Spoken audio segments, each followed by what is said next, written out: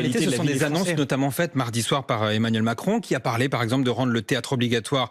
Il a parlé de la généralisation de l'uniforme, du service national universel en seconde, de l'apprentissage de la Marseillaise en primaire, de cérémonies de remise de diplôme. J'essaie d'être un peu exhaustif. Ce sont des annonces qui vont dans un sens qui pourrait vous plaire?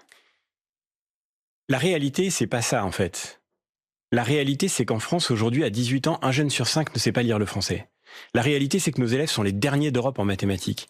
La réalité, c'est qu'on a le système scolaire le plus inégalitaire de tous les pays de l'OCDE. C'est ça la réalité que vivent les gens. La réalité, c'est qu'aujourd'hui, vous avez des établissements scolaires où la violence se multiplie au point que des professeurs, dans le pire des cas, ont été assassinés en France parce qu'ils avaient osé faire cours. Mais vous avez aussi tous les jours des professeurs qui vivent la menace, l'intimidation, des élèves qui vivent la montée de ces tensions, de ces violences qui traversent notre pays. C'est ce gamin de 14 ans tué à Saint-Denis avant-hier, c'est ça la réalité du pays. Et dans ce cas, l'uniforme, la Marseillaise, c'est pas c'est solennel, ça peut permettre de restaurer l'autorité ou pas? C'est très bien les cours de théâtre. Ça va dans le bon sens? Mais notre problème à nous, c'est d'apprendre à lire à nos élèves. C'est de leur apprendre à compter, c'est de leur transmettre les savoirs les plus fondamentaux. Et donc organiser des remises de diplômes, c'est super, il n'y a aucun problème. Mais le sujet essentiel, et là où les professeurs attendent enfin un cap clair, enfin un peu de continuité, enfin des ministres qui s'intéressent vraiment à leur travail et qui soient vraiment là dans la durée pour pouvoir reconstruire l'école. Les professeurs et les élèves et les familles de ce pays attendent qu'on revienne à l'essentiel.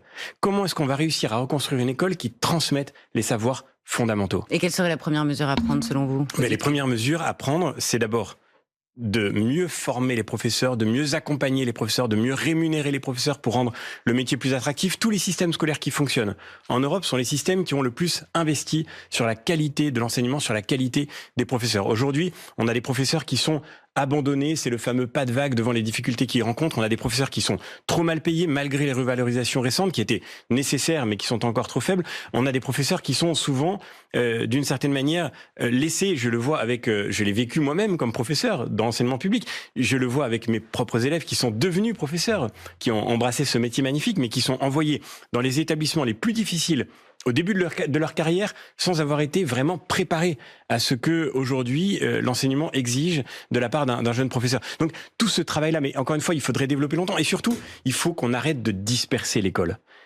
Quand vous dites on va faire du théâtre obligatoire, quand vous dites on va faire du sport tous les jours, quand vous dites on va faire plus d'heures d'éducation civique, tout ça c'est très bien encore une fois, mais le temps d'apprentissage d'un élève, il n'est pas indéfiniment extensible. Le temps de travail des professeurs, il n'est pas indéfiniment extensible. Et donc, la question, c'est de se concentrer sur les savoirs fondamentaux. Moi, ça fait des années que je le dis. C'est une des propositions que j'ai lancées dans le débat depuis longtemps. Il faut qu'on consacre la moitié de tout l'enseignement primaire à la lecture, à l'écriture et au calcul. On a bien entendu votre message. Amélie Oudéa-Castéra, la ministre de l'Éducation, c'est la bonne personne au bon endroit pour faire évoluer les choses? Le moins qu'on puisse dire, c'est que ce gouvernement qui prétendait prendre l'école au sérieux, ce Premier ministre qui disait qu'il emmenait la cause de l'école dans son cœur, la première décision qu'il a prise aura été de rattacher le ministère de l'Éducation nationale à la ministre des Sports, qui continue de s'occuper des sports et des Jeux Olympiques dans une année dont on voit bien à quel point cette question va être évidemment cruciale et prenante.